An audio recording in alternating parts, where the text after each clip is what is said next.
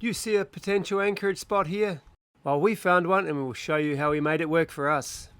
We are in the Button Strait in Sulawesi. We are between the Button Island and the Muna Island, and we are in a place whose surname, I suppose, Mini Raja Ampat. We just drove in to have a little bit of a view of where we could anchor. It's super amazing, even with this light was not the best one. It's really like a super nice landscapes and things. And we found a little, I don't know, bay that we could drop the anchor and probably tie it up on a coral mushroom island. And we decided to coming back, drift and prepare everything so we can film and show you how we are anchoring in this beautiful place. Okay, so how it looks in there is sort of a sandy cove about 5 meters deep, surrounded by rock walls. So we won't be able to put the anchor in the middle and then have sort of 30 meters swing room. So the idea will be to put the anchor to one side, pull back a bit and then tie off behind to a little outcrop of coral I found. So we'll need floating rope for that. So I've got, I don't know how many meters that is, probably 30-40 meters. And then most importantly is this. This is our setup down in Mosul, as Marie said. Down there you have to tie up always. So this is basically just a good bit of floating rope through a piece of plumbing hose. And so that goes around the rock and that stops your rope chafing on the coral because you will be moving all the time. So I'm going to put the dinghy in the water out here. I'll just tie it along because once we're at anchor, you don't get too much time to go and tie the rope up because the boat will start swinging around. So I have the dinghy in the water. This rope and stuff are already tied onto the cleat on the back. This will be in the dinghy. And so as soon as we're there, anchored, Maria will have to stay on the engines, pulling us backwards if we need to. And I'll zip over and just tie us off. And once we're tied off, we can organise the length of the anchor chain or this rope or whatever at the end.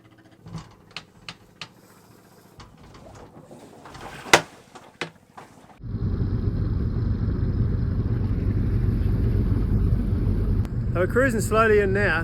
What makes this all a bit more complicated and something we haven't had to do before is we've got a third member of the family who can't look after himself.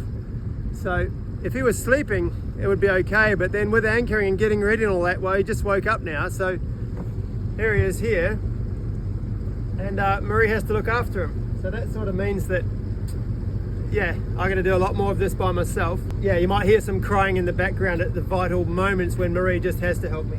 But hopefully Bieber will be a good boy. Hey, yeah, be a good boy. All right, let's get it done. So in this red circle is where we plan on anchoring.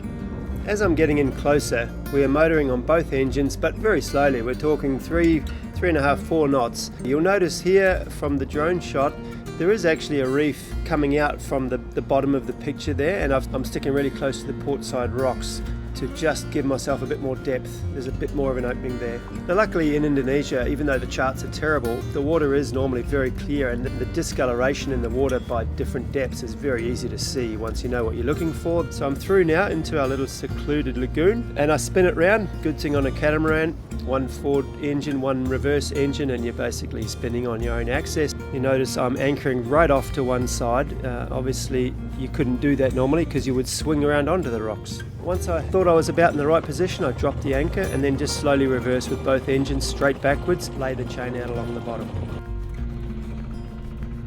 I think here I put about 35 to 40 meters out in 5 meters of water.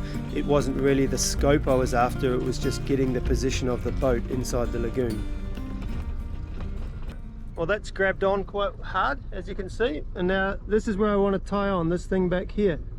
So yeah, you'll have to now stay in the boat. So we've got 2.2 meters under the boat right now, so it's about 3 meters of water. If we are going this way, this engine backwards, yeah. Yeah, if we're going that way, this engine backwards. It'll just pull on the anchor and it'll pivot on the anchor. Okay. All right, I'm going to jump in the dinghy now and go and tie up.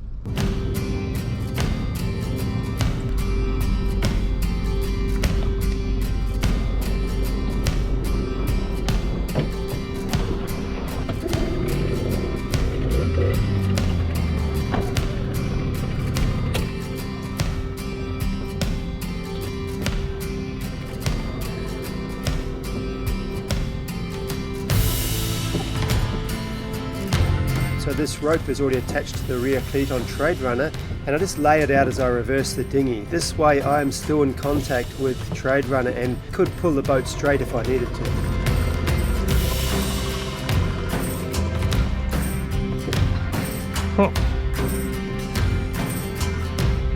Let some more anchor chain out and reverse with both.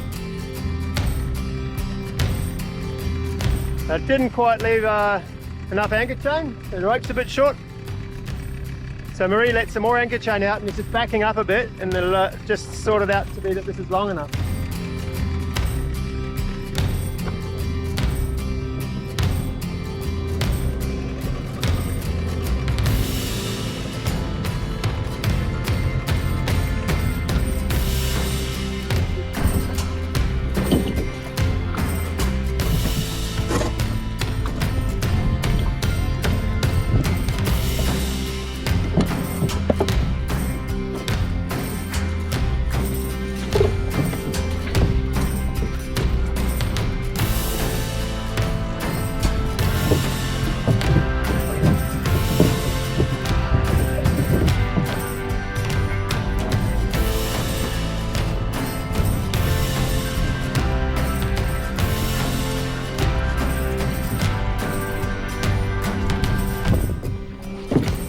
It's okay.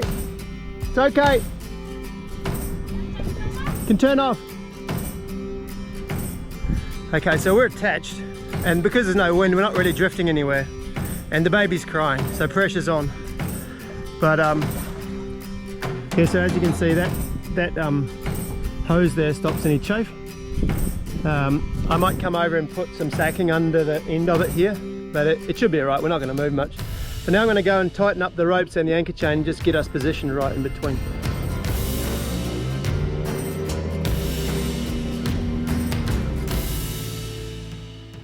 Okay, we're back on the boat now. So it's just a matter of either tensioning, pulling in some anchor chain, or tensioning the rope. And this case we'll tension the rope a little bit, just to get us positioned right. This is the only place where wind would potentially come in, so we'll be a bit side onto it, but the anchor is actually more here, not here, so it will pull us straight. But just to be safe, I'll probably run another line, maybe over to this corner here, just to hold us the back around a bit more if it needs it. It's about 2 meters of water over the back here. I'll lift up the rudder boxes just to be sure, but I just checked the tide before. The nearest tide station is 30 miles away, so it should be relatively accurate. The biggest tide in the next few days is 120, so a difference of 120, and we're half tide now, so it's going to go another 60, and we've got 2.2 meters. You can see here the rudder at full down extension and then up, and there's about a 30-40 centimeter difference in the height of the rudder.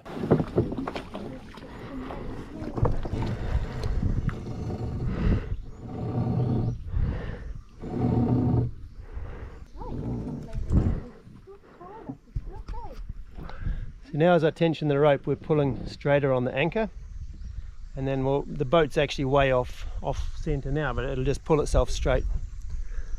So basically the weight of the anchor chain in the water gives it elasticity, so the boat can go backwards and forwards, but the weight of the anchor chain will always pull it back to center.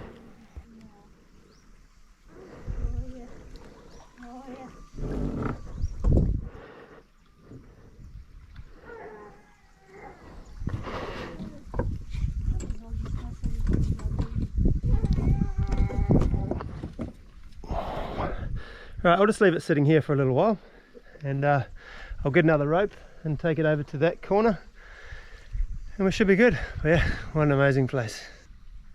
Get excited, eh? Come on, splash. Yeah. We're splashing together. Oh yeah. You like this spot? Yeah, it's super beautiful. Really nice.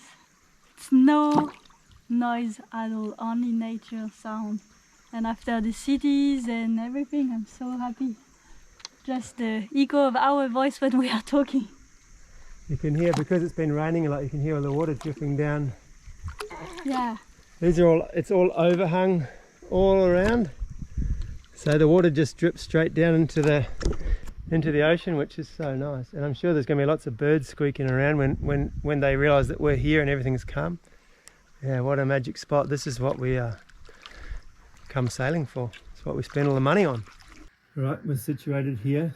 I'll show you why using Navionics in Indonesia must be only a vague guide. It's really just for distances and tides and things like that. You can't navigate off it. Check this out.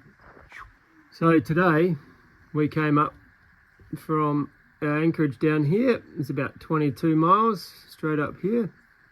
And look where we're anchored. We are anchored about a 0.25 a mile on land. So yeah, absolutely useless. I'll show you on my other phone. So I use an app called Offline Maps. So you download the maps beforehand, and you can see this whole coastline up here is all got these little waterways in it. See up in here as well. But on Navionics it doesn't show that at all. But if we zoom into where we are, this is how I could see where to anchor. So that's exactly where we're anchored now. And it's just the depth that you've got to figure out yourself. But yeah, Navionics, no bueno. So as you see in this drone flyby, I changed the initial rope from the port side to the starboard side, and then I ran a long rope from the port side over to a rock on the other side of the boat. That giving me quite a big, I'd say 70-degree sort of angle between those two ropes. And here you see the anchor laid out from the front, obviously pretty well dug in.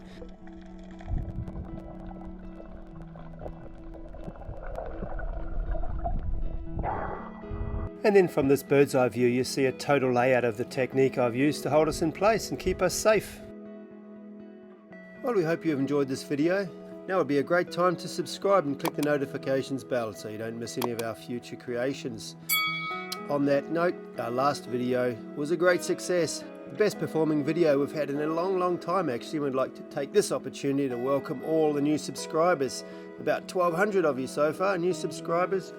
That's amazing. The video so far is around 120,000 views, and this is incredible for us.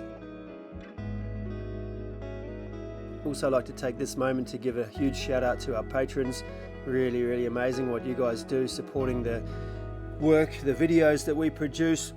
Yeah, really couldn't do without you guys. And not only that, we have a patron, for example, who's a doctor, and we recently had a few questions regarding Eli, and he was happy to help out in a remote location online. So even that sort of thing, really cool. So thank you all very much, and if you would be interested in joining up as a patron, well, there's a link below. We will see you all next week. Bye now.